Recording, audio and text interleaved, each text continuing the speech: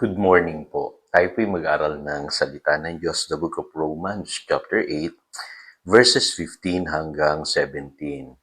Sapagkat hindi ibinigay sa inyo ng Diyos ang Espiritu upang kayo'y gawing mga aliping namumuhay sa takot. Sa halip, ibinigay sa inyong Espiritu upang kayo'y gawing mga anak ng Diyos. Kaya nakatatawag tayo sa Kanya ng Ama, Ama ko. Ang Espiritu ang nagpapatotoo kasama ng ating Espiritu na tayo'y mga anak ng Diyos. At yamang mga anak, tayo'y mga tagapagmana ng Diyos at kasamang tagapagmana ni Kristo.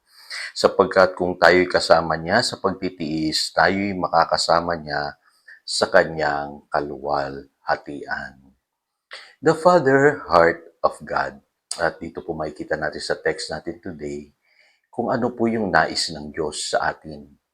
At sabik po ang Diyos sa isang father and son relationship, yung tinatawag na Father Heart of God. Ano po?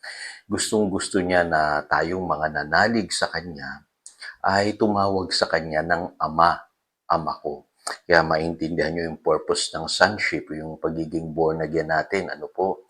Nang tayo'y mapabilang sa Kanyang pamilya, nais niya kasi na tayo po ay magkaroon itong tinatawag na father and son relationship na kung saan pwede natin tawagin siya na ating ama. Yan ang dahilan kung bakit ibinigay sa atin ng Diyos yung kanyang espiritu. Bukod pa dyan, tayo ginawang tagapagmana, kasamang tagapagmana ng ating Panginoong Heso Kristo. Ngayon, para maintindihan natin ng lubos itong text na ito, alam natin yung kwento patungkol po dun sa prodigal son na matatagpuan sa Luke chapter 15 verses 11 to 32. At kadalasan po, kapag naririnig po natin itong parable na ito, nakafocus lamang tayo doon sa rebellion na ginawa ng prodigal son. Pero hindi natin nakikita yung pong malalim na katotohanan sa kwento pong ito. Ang kwento pong ito'y tumatalakay sa Father Heart of God, yung pagiging ama ng ating Diyos sa langit.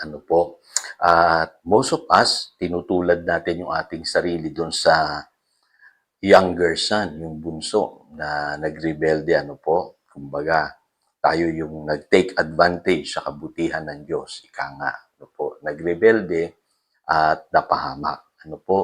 Mabuti na lang tayo'y nanumbalik sa Diyos, tayo'y muling isinilang at napabilang sa kanyang pamilya. Yun po yung kwento ng prodigal son. Pero hindi natin nakikita yung kwento nung nakatatandang kapatid. Na ito namang nakakatandang kapatid nagselos kasi hindi niya nauunawaan yung goodness o yung pag-ibig ng ama. At marami sa atin ganun din. Hindi natin naintindihan kung gaano kalalim yung pagmamahal ng Diyos sa atin. Actually, kung titignan ninyo at babasahin ninyo yung buong istorya, mabait yung ama sa kanyang dalawang anak. Ganon din ang Diyos. Mabuti siya sa atin. Maging tayo man ay naging masuwayin o naging masunurin. Makikita ninyo na pareho silang minahal nung kanilang ama. Ngayon, mapapansin nyo rin, ito yung mga hindi obvious na lessons na makikita ninyo dyan sa prodigal son. Pareho silang binigyan ng freedom. Yung isa na napili sa tahanan ng ama, yung nakakatandang kapatid. Yung isa, sinamantala niya yung freedom na yon. Kaya kinuha niya yung kanyang mana. At umalis sa tahanan ng ama. Parang ganun din po ang tao. Pareho tayong binigyan ng freedom. Hindi tayo kinontrol kasi ang Diyos ay pag-ibig. Ibig sabihin lang yan, gusto ng Lord yung response natin sa Kanya out of love din. Ibig sabihin, hindi niya tayo kukontrolin. Kaya binigyan niya ng freedom bawat isa sa atin. At bahala na tayo kung anong gagawin natin doon sa mga pinagkatiwala niya sa atin. At ang nangyari, yung alibughang anak, ginamit niya sa mali yung kanyang mana. At kapansin-pansin ko sa buhay na ito, pagka sinayang natin yung mga pagkakataon, may binigay ng Diyos sa atin, maging mga blessing, nagsasuffer tayo. Ano po? Pero napakabuti pa rin ng Ama. Ano po?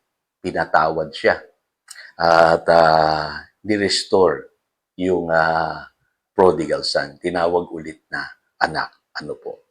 Ngayon, ito yung mga hindi obvious na lesson na hindi natin nakikita. Ano po? Kasi sabi ko nga po sa inyo, akala natin alam na natin yung kwento. Ano po? Pero may mga malalalim pang kahulugan ang kwentong yan. Unang-una, mapapansin nyo, no? Nagtitiwala rin ang Diyos sa atin. Malaki yung kanyang paniniwala sa atin na tayo ay kahit papaano ay magiging mahusay sa buhay na ito. Kasi ang question diyan, bakit binigyan ng Ama ng ari-arian yung anak niyang bunso?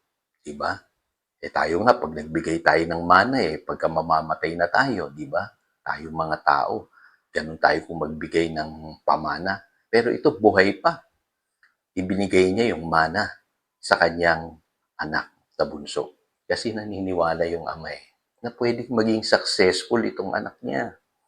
Naniniwala siya na may potential yung kanyang anak. Kaya alam niyo, Diyos interesado rin siya sa ating success. Yung iba, sabi niya, talaga, Pastor Romo, bakit nga bibigyan mo ng mana yung anak mo? Ibig sabihin, naniniwala siya na pwede niyang gamitin yun sa tama at maging successful siya sa buhay, di ba? At kadalasan po, ang isa pang di natin nakikitang lesson dito, ang gusto lang ng Ama ay yung tinatawag na father-son relationship. No, hindi yung magpakalayo-layo tayo sa kanya at mamuhay tayo sa sarili natin. Ang gusto niya yung nagtitiwala tayo sa kanya, umaasa tayo sa kanya, nagsasabi tayo sa kanya ng ating problema at nananatili tayo sa kanyang presensya. Ano po? Ngayon, so makikita po ninyo sa kwentong ito ng prodigal son, ano po, ang naha-highlight po dito ay yung pong father heart ng Diyos. Ano po? Na sobra yung pagmamahal niya sa atin bilang kanyang mga anak. At sana makita natin yon. Ano po? Yung worth natin sa paningin ng ating Ama. Mababasa niyo sa Romans chapter 8 verses 31 to 32. Kung ang Diyos ay panig sa atin, sino ang makakalaban sa atin? Kung ang sarili niyang anak ay hindi niya ipinagkait, sa halip ay ibinigay para sa ating lahat, hindi kaya niya ibibigay sa atin ang lahat ng bagay? Kita ninyo kung gaano tayo kamahal ng ating Ama sa langit. Yun din po ang tinutukoy ng Romans chapter 8 verse 17. Yamang tayo yung mga anak, tayo yung tagapagmana. Handa niyang ibigay ang lahat sa atin. Kasi diyan malinaw sinasabi kung ibinigay nga niya ang kanyang sariling anak para sa atin. Ano ang hindi niya kayang ibigay sa atin? Ngayon, we cannot question the generosity of the Father. Kaya sa kwento ng prodigal son, ay yung anak na nagkamali, ipinagdiwang pa Ano po, ni-restore pa. Ano po, hindi yun maintindihan nung nakakatandang kapatid. Kasi kini-question niya yung pag-ibig ng Ama. At totoo lang, kapag hindi natin alam yung klase ng pag-ibig, yung father heart ng Ama, talagang i-question natin ng maraming bagay. Ano po. Kaya in the end, makikita natin, hindi naman yung ating pagmamahal talaga ang basihan Dito po sa kwentong ito, ang basihan ay yung pag-ibig ng Ama sa atin. Ano po? Kaya tayo napapagpala, nabibless sa buhay na ito, at higit sa lahat, naligtas. Ano po? Kaya lang, nakakalungkot po. 90% ng ginagawa natin sa church every Sunday, nagpapasikat lang tayo sa Diyos. Ano po? Kasi gusto nating i-please siya di ba? Pero dapat po, ang gusto ng Diyos ay maunawaan natin ay yung pong pag-ibig niya sa ating buhay.